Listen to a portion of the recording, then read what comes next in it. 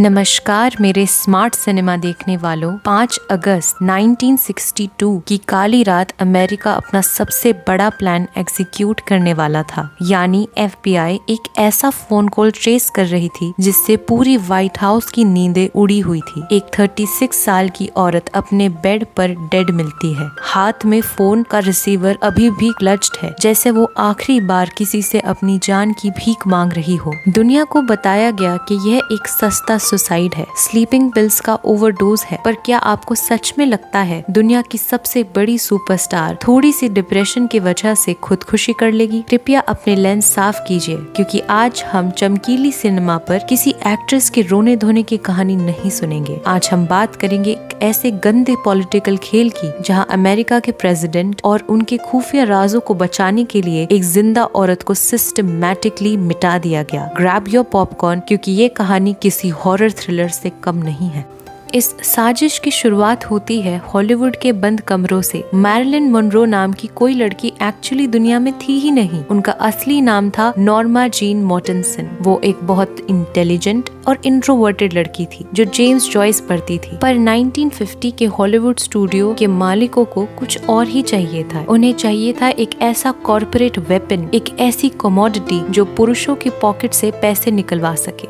Fox studio ने उसके बाल डाई करवाए, उसकी हेयरलाइन बदलवाई और उसकी वॉइस को बदलकर एक ब्रीदी और सेंसुअल विस्पर बनाया। उनका पूरा हार्डवेयर और सॉफ्टवेयर बदलकर उन्हें एक डम ब्लॉन्ड के फ्रेम में फिट कर दिया गया। मैरिलिन मोनरो इस कॉर्पोरेट जेल से इतना थक चुकी थी कि उन्होंने खुद कहा था, मैरिलिन मोनरो एक इल्यूजन है। स्क्रीन पर वो सबकी है, पर घर में वह सिर्फ नॉर्मा जीन है जो अंधेरे में अकेले रोती है। और इस अकेलेपन से निकलने के लिए उन्होंने एक ऐसी आग से हाथ मिलाया जो सीधा जला गया अमेरिका का सबसे पावरफुल घर, द व्हाइट हाउस। अब एंट्री होती है main villain of the story, America के सबसे पावरफुल और charismatic president John F Kennedy, यानी JFK। JFK मैरिलिन के प्यार में इस कदर दीवाने हो गए थे कि उन्हें हर हाल में मैरिलिन अपने पास चाहिए थी। दोनों का एक डेड अफेयर शुरू होता है, प्राइवेट जेट, सीक्रेट होटल्स और खुफिया फोन कॉल्स। मैरिलिन उनसे इतना अटैच हो गई थी कि उन्होंने पूरे देश के सामने मैडिसन स्क्वायर गार्डन में खड़े होकर गाना गाया, हैप्पी बर्थडे मिस्टर प्रेसिडेंट। वो गाना इतना स्कैंडलस था कि पूरे अमेरिका को समझ आ गया कि क्या हलवा पक रहा है।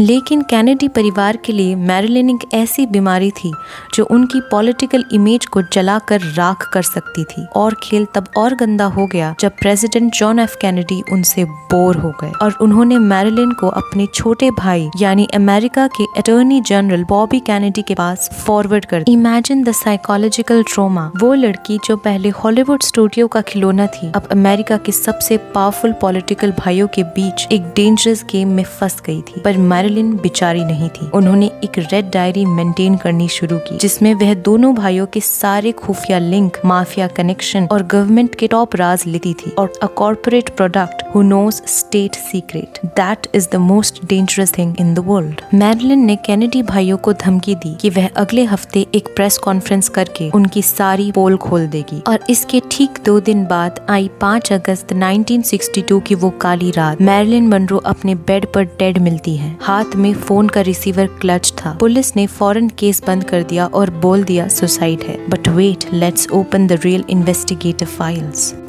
मैरिलिन की मौत के तुरंत बाद उनके घर के अंदर FBI और CIA के एजेंट घुसे। उन्होंने उनकी वह खुफिया रेड डायरी गायब की, उनके फोन रिकॉर्ड्स मिटा दिए और उनके सारे खुफिया खत जलाकर राख कर दिए। उनके फोन लाइंस को महीनों से टैप किया जा रहा था। आज बड़े बड़े हिस्टोरियन और इन्वेस्टिगेटिव जर्नल्स मानते हैं कि मैरिलिन ने खुदकुशी नहीं की थी, उन्हें चुप करा दिया गया था, क्योंकि वो अमेरिका के सबसे पावरफुल परिवार के गंदे राज दुनिया के सामने लाने वाली। उन्हें एक डिस्पोजेबल टारगेट की तरह सिस्टम ने खत्म कर दिया। तो दोस्तों, मैरिलिन मोनरो सिर्फ एक सुंदर चेहरा नहीं थी, वह एक ऐसी औरत थी जिसे पहले झूठे ग्लैमर ने और फिर गंदे पॉलिटिक्स ने मिलकर हमेशा के लिए मिटा दिया। नेक्स्ट टाइम जब आप उन्हें स्क्रीन पर चमकता हुआ देखें तो उस सस्ती ब्लॉन्ड डॉल को नहीं, बल्कि उस मासूम नॉर्मा जीन को याद करना जो सिर्फ सच्चा प्यार चाहती थी, पर जिसे साजिशों ने मार दिया। आप लोगों को क्या लगता है, क्या उनका सच में पॉलिटिकल मर्डर हुआ था? मुझे नीचे कमेंट्स में अपना दिमाग चलाकर जरूर बताना। इस वीडियो को अपने सिनेमा लवर दोस्तों के साथ शेयर कीजिए, चैनल को सब्सक्राइब कीजिए। तब तक के लिए टेक केयर, गुड बाय।